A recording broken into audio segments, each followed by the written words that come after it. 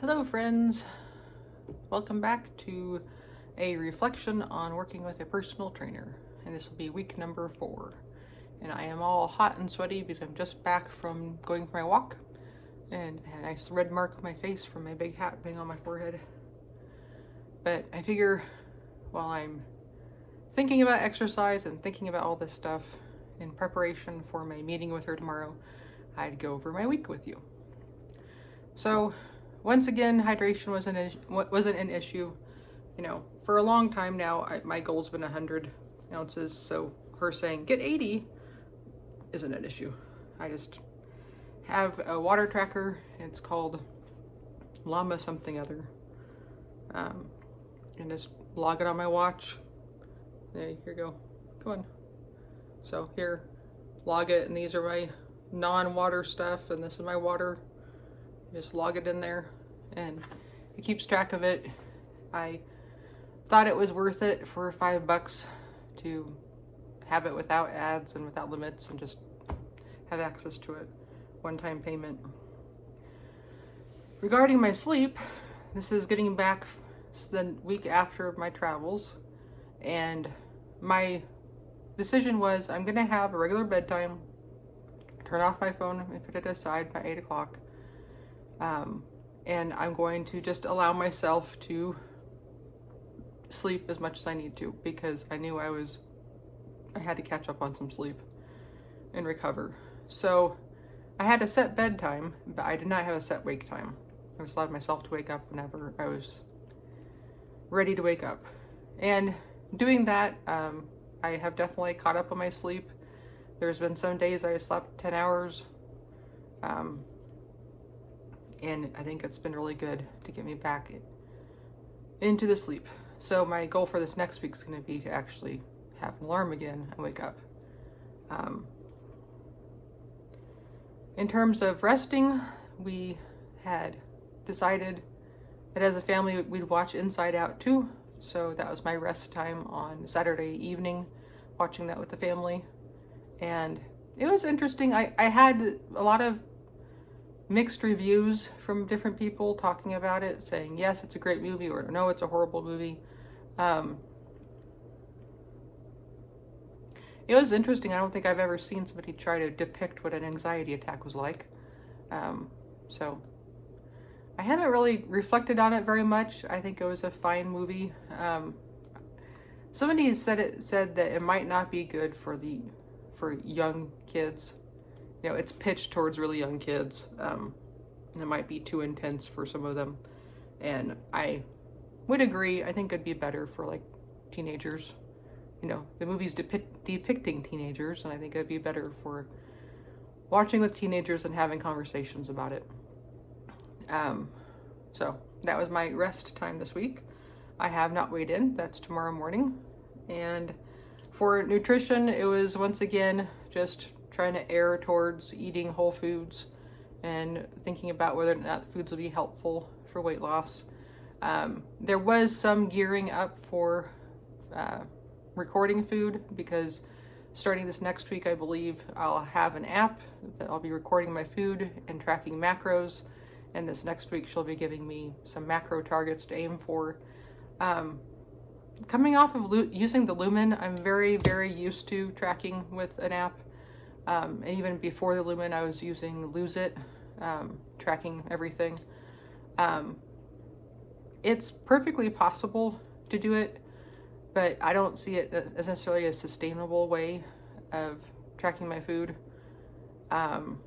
Because for me, it limits my creativity in the kitchen, because in order to track it, I have to enter the whole recipe in and get a breakdown, and then that encourages you to make the same recipe exactly the same way the next time.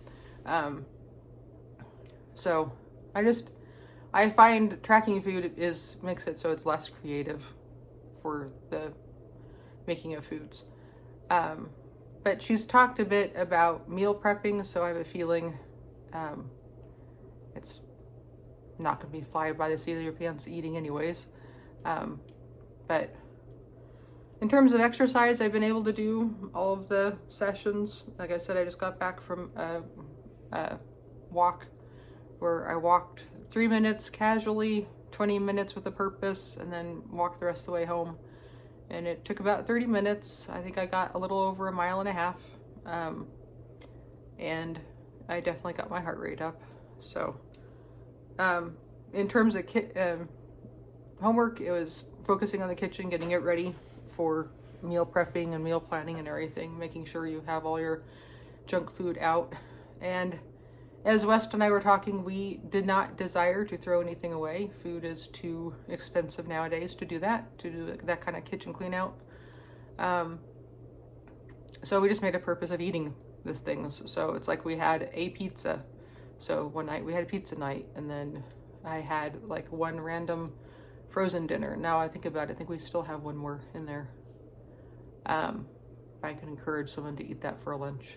But it was kind of odd because it's like, okay, take all these things and make sure it's not a temptation. I'm like, all the things that we ended up eating that were on the clean out list were like my emergency backup foods to have us eat that instead of eating out.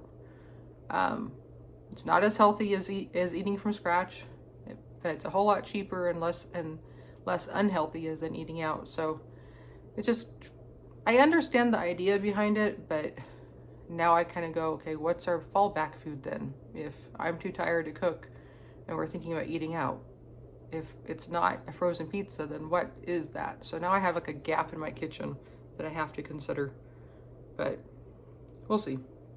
In terms of mindset, when I was gone, I was able to journal every night before bed, and I came back home and that doesn't work because my before bed routine is putting the house to bed, cleaning the kitchen, that sort of thing, and spending time with West. It's not personal reflections on my day.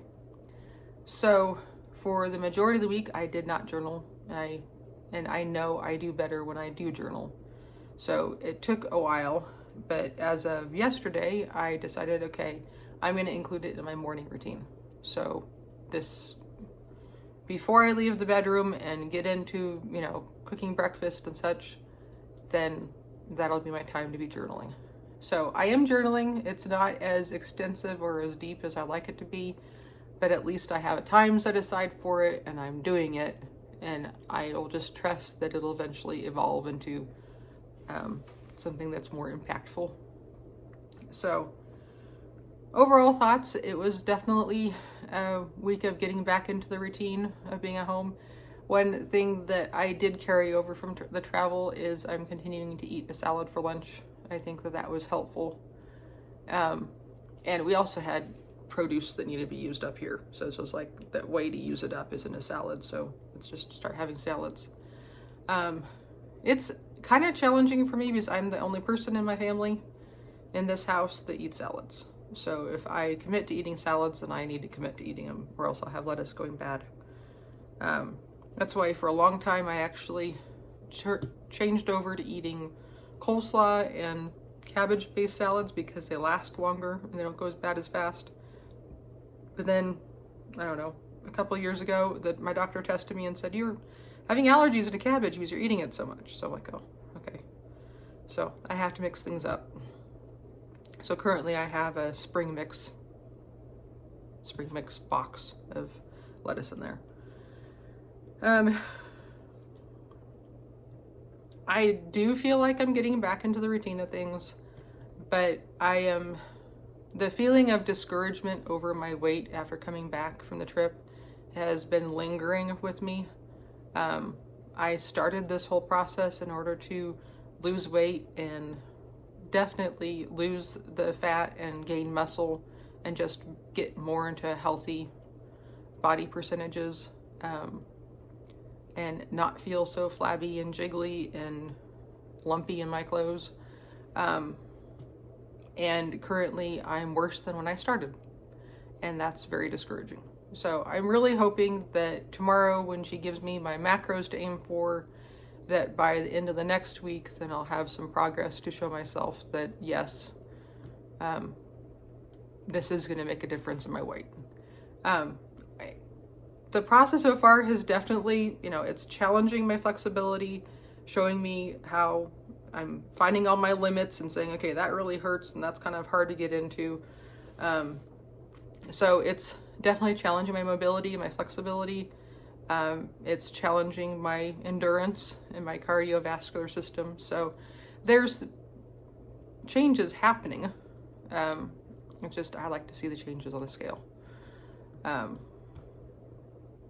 I know people go on and on about how the scale's not the end all be all, but it is a measurement I'm used to looking at. So, and there is a haunting concern in the back of my mind of when I do get given my macros, when I do start finding out what it's going to take to lose weight, can I actually stick to it? Or like before, I get all this willpower and the gumption and the energy to track everything accurately, and I'm able to track it, I'm able to lose the weight, and then I reach the point where I'm exhausted and I just stop tracking and stop doing all that stuff and just go right back to where it was. And I want this to be different. I want it to be maintainable and sustainable. Because like over the course of my life, growing up, even in grade school, I thought I was very fat and I was large because everybody said, oh, you're such a big girl. Well, what they were actually saying is I was tall. Well, you should have said that because that's not how I took it. But looking back in pictures, I really was at a completely normal weight for my age all the way through high school, but I was convinced that I wasn't. The actual weight gain started when I was in junior college after I had a bike accident, and it really limited my mobility. And also in junior college, I was in a tennis class and I hurt my shoulder. So everything was just sort of talking to me about, move less, move less. And also at that point, I had lost my ability and love for running and also riding my bike. So all my ways of being active were out the window. So I definitely was gaining weight in junior college. And by the end of university, I had stopped weighing, because that's what you do when you get really big and you don't want to face the facts. I'm positive I was over 300 pounds. And when I came home with a nervous breakdown and went on a diet and everything, I was able to drop a lot of weight. I want to say I got down to 160, but honestly, I don't remember. But I know I dropped a significant amount of weight and I felt really good, but that diet and that whole system was based on one expert giving me information to follow and not really teaching me how to do it myself.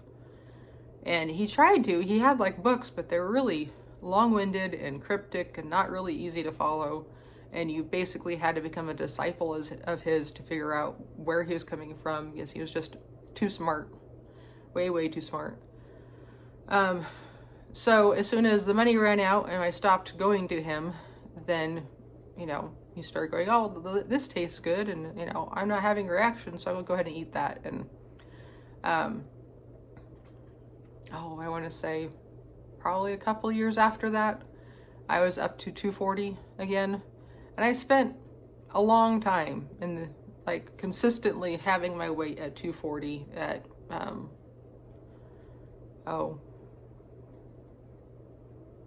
don't know, decades probably. And there was times I'd go down a little bit if I got into the routine of walking, because that was always okay, I need to do something. What am I capable of doing? I can always go for a walk. And that was always my entry point to taking better care of myself, which would, makes sense thinking about this YouTube channel. The whole thing started, or a lot of it started with me going on walks. So whenever I got consistent on walking, then naturally I'd start thinking about my food and things got a little bit better. But, for years it was 200 to 240. By the time we got married about, 8, 9, 10 years ago, I was up to 260 again. Well, that was partly because of the stress of moving and the stress of planning a wedding, and also being introduced to Texas sweet tea, which I had no idea was way worse than soda. Because not until several years later, when I was working in a barbecue joint making sweet tea, I realized this stuff is crazy. For 4-6 cups of sugar in maybe a couple gallons of tea. It's just insane the amount of sugar that goes into it. So I was drinking sweet tea at that time, and it didn't help my weight at all. And then West and I, at some point pretty early on in our marriage, we said we're tired of being overweight. We're tired of this affecting our life and limiting us. So we went to a doctor supervised weight loss thing where they put you on an extreme diet that ends up being keto and give you B12 shots and that sort of thing. And we were able to lose a significant amount of weight. But once again, when the money runs out and you're not following the system, then you just sort of go back to how you were. So I want to say for a lot of the time, I've been able to maintain my weight around 200. And I think that's part of why I'm discouraged right now, because the last time I measured, it was 214, which I'm like, that's a significant amount up the wrong direction. So yeah, didn't really mean to go into history of my weight on this on this little video, but I guess I did. So needless to say, I've been on the diets, I've lost the weight, I've regained it because I didn't have the skills and the knowledge to maintain whatever they were doing. So I'm really hoping that this time it'll be different, and this time there'll be enough flexibility so life can happen. You can have a party, but you can recover from it and not fall into the pattern of having desserts every night. But that is a real thing for me. I have sugar cravings, especially after meals. After meals, like the first thought is, what's sweet? What's something sweet I can have? So part of my thinking is I need to find an alternative. So like today or this week, I got some cottage cheese because I found a recipe that was talking about fresh fruit and cottage cheese as a dessert, and adding a little bit of like monk fruit or stevia to it to make it a little bit sweeter than it naturally is. So I think some goals for me is to find alternative sweets, not ones that, you're just, saying, okay, I'm not going to drink soda, but I'm going to drink Zevia to the same extent I was drinking soda. Well, okay, you're still having carbonated beverages. You're not really getting away from it. But finding an alternative sweet snacks or sweet desserts that aren't going to be hard on my body in the long term. And then also filling that gap in my kitchen now, where if you can't cook from scratch, then you need something to stop you from going and eating out. So some sort of healthier, quicker meals in the freezer. So definitely things to do, definitely things to think about, and I'll be very curious to see what her macro goals will be for me this next week. Coming off of Lumen, they were having us do, at least me, it's either 120 or 140 grams of protein, which seems like a lot. Currently, the app that she's using just randomly, just their default spitting out numbers has me at 90 grams of protein, which I'm like, that's doable considering I was doing so much more before. So it'll be interesting to see where she wants to start me out at. She talks a lot about, there's no cookie cutter thing for everybody. You start with what is proven scientifically and has, backing behind it, some methods like that, but then it always has to be customized to you and your lifestyle. And I think that that's what's been missing from trying these other systems, like either Weight Watcher or Lumen, or just using the Lose It app. It's not really customized to you. But like I said, it needs to be sustainable. I can't be tracking everything for the rest of my life, because that just gets depressing when I want to be creative in the kitchen. So I believe I'm repeating myself. So until next time, I hope you're able to find a way to move your body with intention and grace, and consider whether or not the foods you're eating are helpful or not helpful to your goals. Until next time, feel free to like and subscribe. Have a great day.